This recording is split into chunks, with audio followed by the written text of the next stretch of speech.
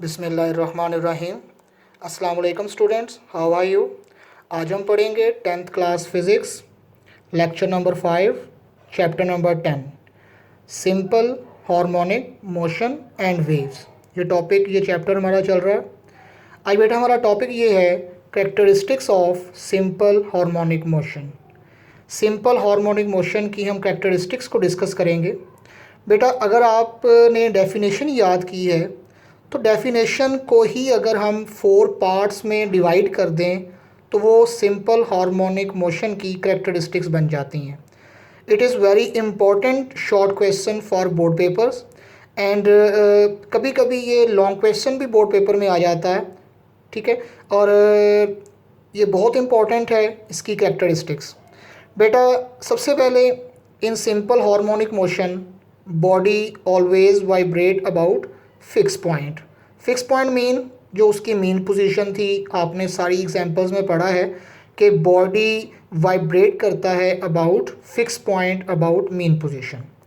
बेटा second, acceleration is always directed towards the mean position, कि acceleration की direction हमेशा मीन पोजीशन की तरफ होती है। बेटा third characteristic, magnitude of acceleration. जो एक्सेलरेशन की मैग्नीट्यूड है is directly proportional to displacement. यही इसका मेन पॉइंट है इसकी डेफिनेशन का, कि एक्सेलरेशन हमेशा डायरेक्टली प्रोपोर्शनल होता है डिस्प्लेसमेंट के फ्रॉम मीन पोजीशन।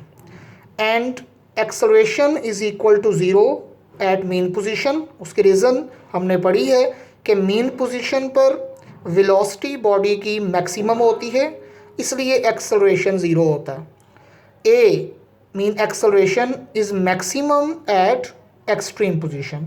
इसका मतलब है कि जो मीन पोजीशन जिसे हम ओ कहते थे सारी एग्जांपल्स में, वहाँ पर acceleration zero and extreme position पर एक्सेलरेशन मैक्सिमम। बेटा इसकी velocity maximum at mean position, ये भी हमने डेफिनेशन में पढ़ा, and minimum at extreme position. तो ये बेटा 4 इसकी कैरेक्टरिस्टिक्स हैं कि सिंपल हार्मोनिक मोशन में बॉडी वाइब्रेट करता है फिक्स पॉइंट के आगे पीछे, एक्सेलरेशन हमेशा उसकी डायरेक्शन टूवर्ड मीन पोजीशन होती है, एक्सेलरेशन हमेशा डायरेक्टली प्रोपोर्शनल होता है डिस्प्लेसमेंट के, और acceleration equal to zero at mean position and maximum at extreme position. Velocity बेटा maximum at mean position and minimum mean के ज़ीरो एट एक्सट्रीम पोजीशन। तो ये बेटा इसकी कैरेक्टरिस्टिक्स। उसके बाद हमारे पास सिंपल हार्मोनिक मोशन के फीचर्स हैं, ये भी बहुत इम्पॉर्टेंट है। 4 फीचर्स हैं। ये 4 फीचर्स एक या 2 डेफिनेशंस के तौर पर बोर्ड पेपर में आते हैं शॉर्ट क्वेश्चन में। बेटा फीचर्स इसके हैं vibration, time period, amplitude and frequency. In 4 points को हम features of simple harmonic motion का नाम देते हैं। वाइब्रेशन क्या होता है?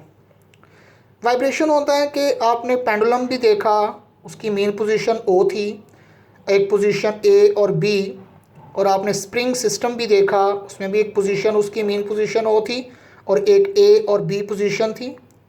आपने बॉल एंड बाउल सिस्टम भी देखा, उसमें भी इसी तरह था कि एक पोजीशन ए और दूसरी पोजीशन बी थी। बेटा वाइब्रेशन कहते हैं कि जो 2 मेन पोजीशंस हैं ए एंड बी, ए से लेकर बी तक और बी से लेकर ए तक, ये एक जो राउंड बनता है इसे हम राउंड ट्रिप बोलते हैं, यानी कि हाफ बन जाता है, पूरा सर्कल नहीं बनता, तो हम इसको बेटा कहते हैं वाइब्रेशन।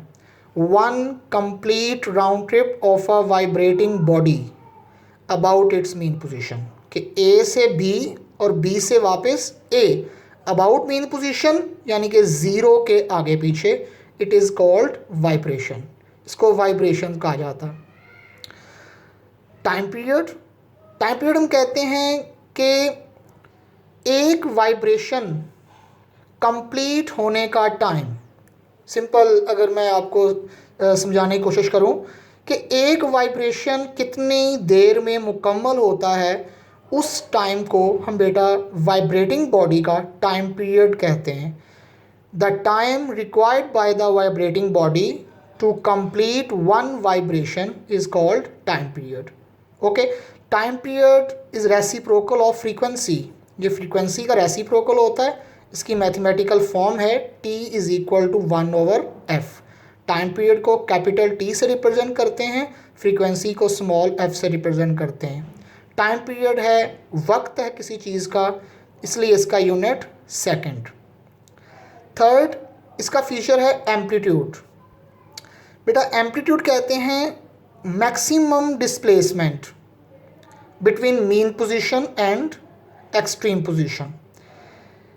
कि आप यूँ समझ लें कि अगर हम एक मीन पोजीशन से किसी बॉडी को हमने खींचा एक्सट्रीम पोजीशन तक, अगर आपको याद हो हमने सिंपल पेंडुलम में एक बॉब को O से A तक ले गए, तो O से A तक ले के जाने का जितना डिस्प्लेसमेंट है इसको हम एम्पलीट्यूड बोलते हैं, maximum.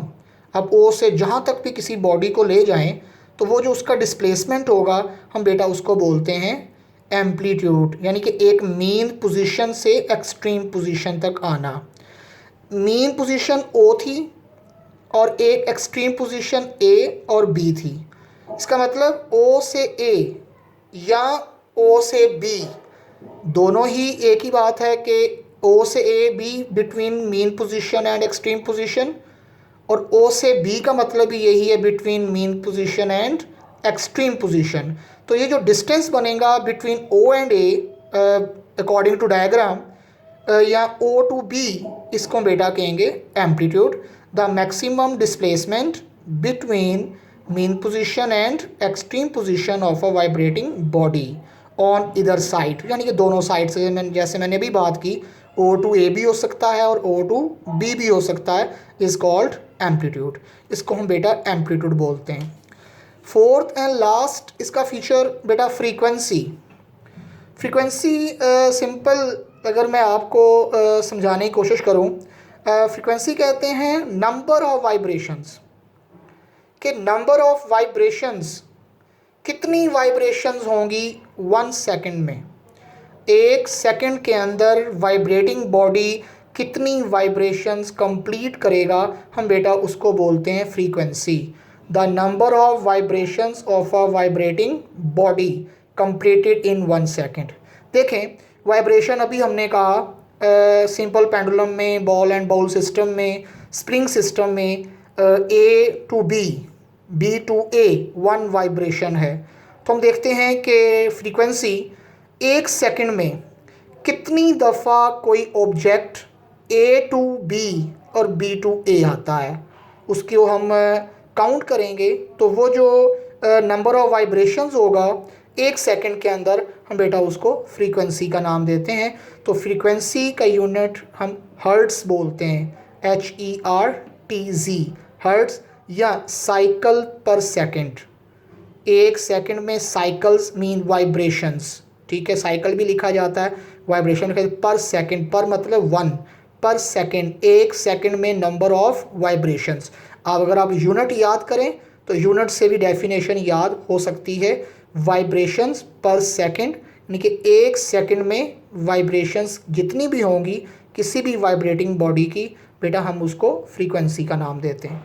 Mathematically it can be written as F is equal to 1/T। अभी हमने पढ़ा time period is equal to reciprocal of frequency.